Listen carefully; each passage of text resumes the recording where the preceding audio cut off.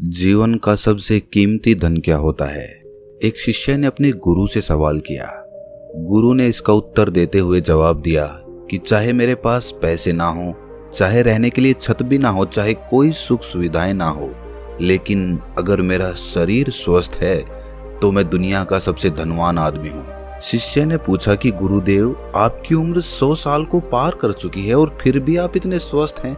आपकी बुद्धि बड़ी ही तीव्र है और आपका चेहरा भी सूर्य की तरह चमकता रहता है और वहीं पर आपके बदन से भी चंदन की सी खुशबू आती है। शिष्य ने कहना जारी रखा कि गुरुदेव, मेरे मन में बहुत बार आया है कि मैं आपसे इसका रहस्य जानूं, लेकिन संकोचवश मैं आपसे पूछ नहीं पाता हूँ। कृपया करके आज मुझे वो साधारण से नियम बताने की कृपा करें जिनसे मैं भी आपकी तरह स्वस्थ और निरोगी रह सकूं। नियम अगर आसान होंगे गुरुदेव, तो उसका अनुसरण मेरे माता पिता भी कर पाएंगे, क्योंकि वो बूढ़े हो चुके हैं और वो बहुत जटिल प्रक्रिया नहीं अपना पाएंगे। तो कृपया करके साधारण से तरीके बताना ताकि कोई भी ग्रस्त आदमी उन नियमों का पालन कर सके। गुरुदेव ने कहना आरंभ किया। सबसे पहले उन्होंने बताया कि सबसे पहले तुम्हें पाचन तंत्र की क्रिया को समझना होगा।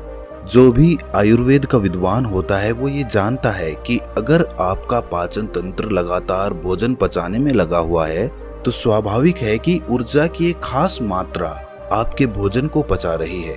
इसी कारण ज्यादा भोजन करने के बावजूद आपका दिमाग और आपका शरीर अपने बेहतरीन स्तर पर काम नहीं कर पाता। तुमने देखा होगा कि भोजन करने के बाद जब पाचन प्रक्रिया शुरू होती है तो हर जानवर नीचे बैठ जाता है। वो बस बैठ जाते हैं क्योंकि दूसरी चीजों के लिए पर्याप्त ऊर्जा नहीं बचती है। चाहे वो मांसाहारी हो या शाकाहारी हो, हर जानवर खाने के बाद नीचे बैठ जाता है और ये इंसानों के लिए भी एक प्राकृतिक जरूरत है। खाने के बाद वो बैठ जाना चाहते हैं क्योंकि दूसरी चीजों के लिए पर्याप्त ऊर्जा नहीं होती।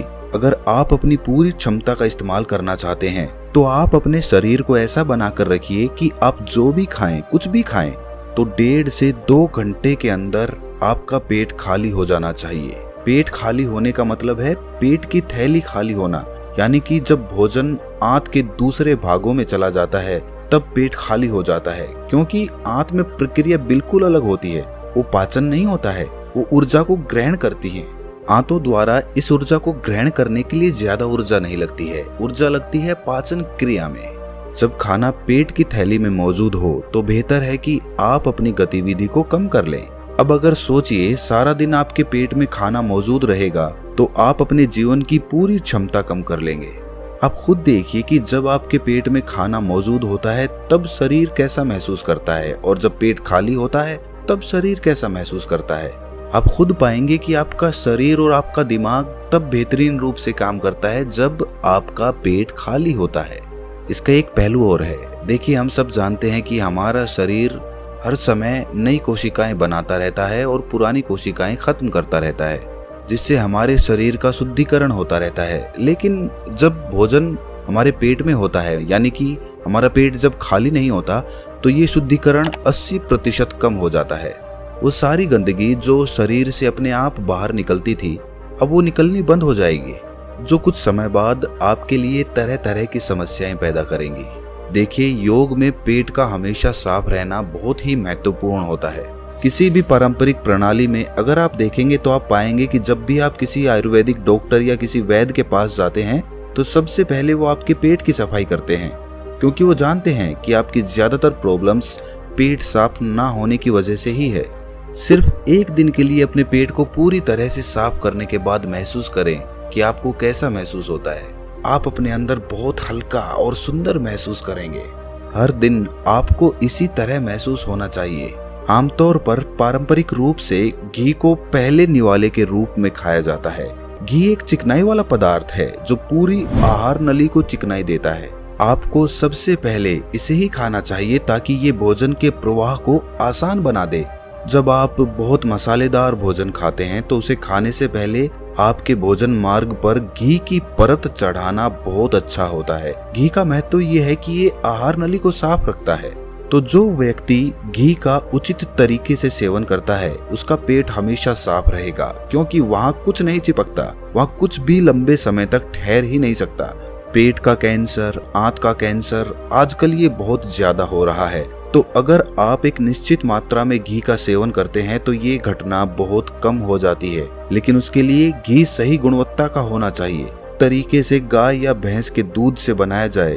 अगर घी को उचित तरीके से गाय या भैंस के दूध से बनाया जाए तो इसके कई महत्वपूर्ण फायदे होते हैं। शिष्य ने सवाल पूछा कि गुरुदेव, पाचन क्रिया तो मैं कुछ कुछ समझ गया हूँ, लेकिन आप ये बताएं कि आपकी तरह सूर्य जैसा तेज पाने के लिए, चमकता हुआ चेहरा प्राप्त करने के लिए क्या प्रक्रिया अपनानी चाहिए। गुरु ने इसका उत्तर देते हुए कहना शुरू किया कि देखिए, आज के समय में बहुत सारे लोग सुबह उठते ही खाली पेट चाय पीते हैं। चमकता हुआ तेजस्वी मुख पाने के लिए हमें कुछ प्रक्रिया नहीं अपनानी, हमें बस अपनी दिनचर्या सही करनी है, अपना खान पान सुधारना है। सुबह खाली पेट चाय पीना जहर के समान होता है। वो धीरे धीरे आपके अंदर आपकी आंतों को कमजोर कर देता है। पेट में धीरे धीरे एसिडिटी होने लगती है और अपने आप मन और मस्तिष्क सुस्त पड़ते जाते हैं। सुबह उठते ही तुम्हें तांबे, चांदी या मिट्टी के बर्तन में रखा हुआ पानी पीना चाहिए, लेकिन चांदी और मिट्टी की तासीर ठंडी होती है, इसीलिए कफ, अस्थमा या दमा जैसे रोगी इसका उपयोग ना करें। रात में आपने चांदी, तांबे या मिट्टी के बर्तन में पानी रख दिया और सुबह खाली पेट बिना दातुन किए हुए उसे पी लिया। शिष्य ने सवाल किया कि गुरुदेव, बिना दातुन किए हुए अगर हम वो पानी पिएंगे तो हमारा बासी थूक हमारे अंदर ही चला जाएगा। गुरु ने उसे बताया कि वो तो अच्छी बात है, क्योंकि बासी थूक औषधि के समान होता है। गुरु ने चेतावनी दी कि देखिए, जिन लोगों को अल्सर, टीबी या निमोनिया है, उन्हें खाली पेट पानी नहीं पीना है। तांबे के बर्तन में रात में रखे हुए पानी में उसके संस्कार मिल जाते हैं, तांबे के गुण उस पानी में आ जाते हैं और वो तांबा हमारे शरीर में जाकर बहुत से लाभकारी फायदे करता है।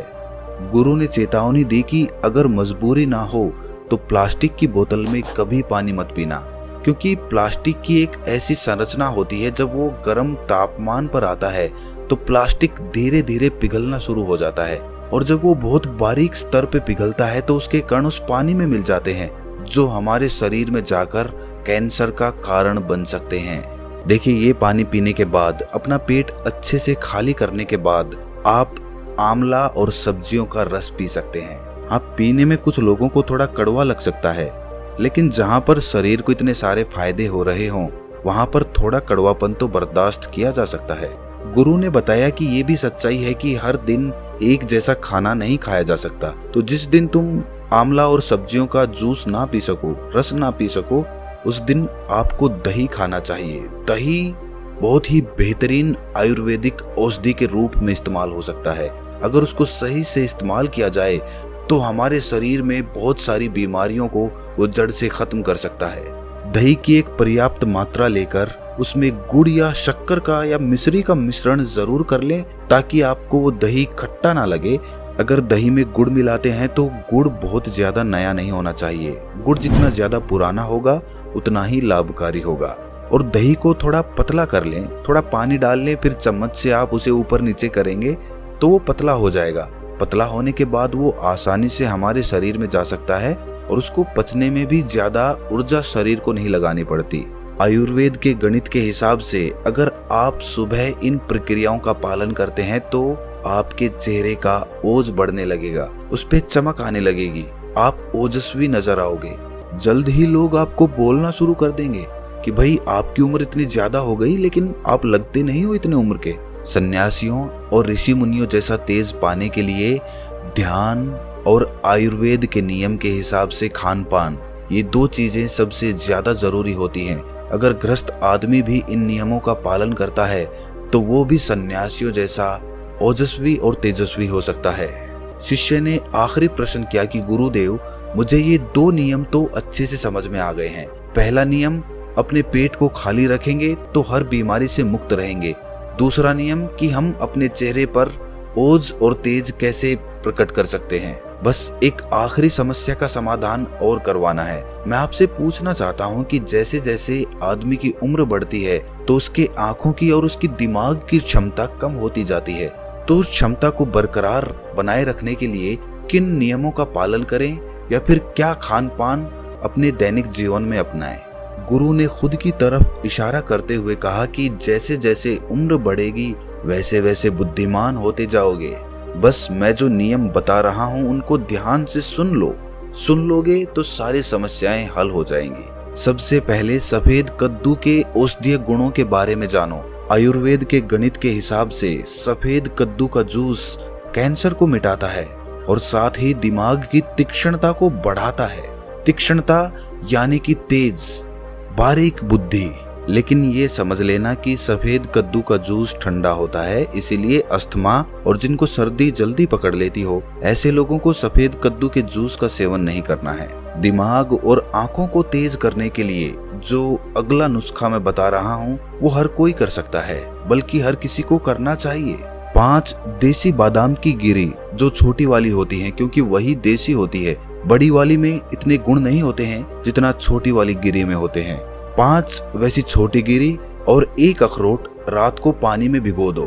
सुबह उनके छिलके उतारो और उन्हें किसी पत्थर के खरल में, याद रखना पत्थर का खरल, किसी ऐसे वैसे बर्तन में नहीं, क्योंकि इससे उसकी गुणवत्ता खत्म हो जाती है। उस पत्थर में ये डालने के बाद उसे मथना शुरू करो।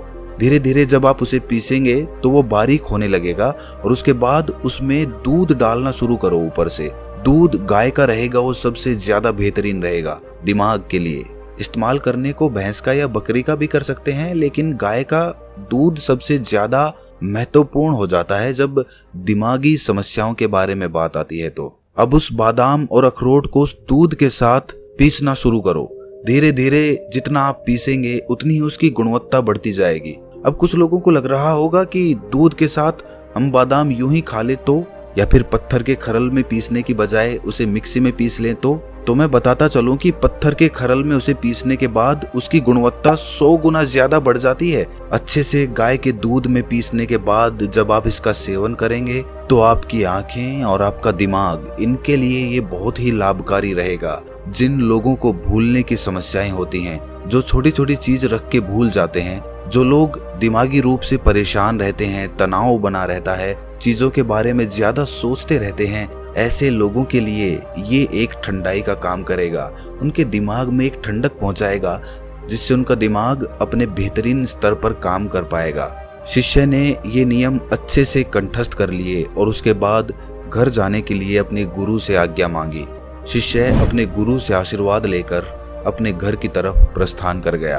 तो दोस्तों, कैसा लगा ये ज्ञान आपको कमेंट सेक्शन में जरूर बताना, और फिर भी आपको कोई सवाल हो तो वो कमेंट्स में जरूर पूछना, क्योंकि आपके सवाल ही हमें सोचने पर मजबूर करते हैं। तो मिलते हैं किसी अगली वीडियो में, तब तक के लिए अपना ख्याल रखें।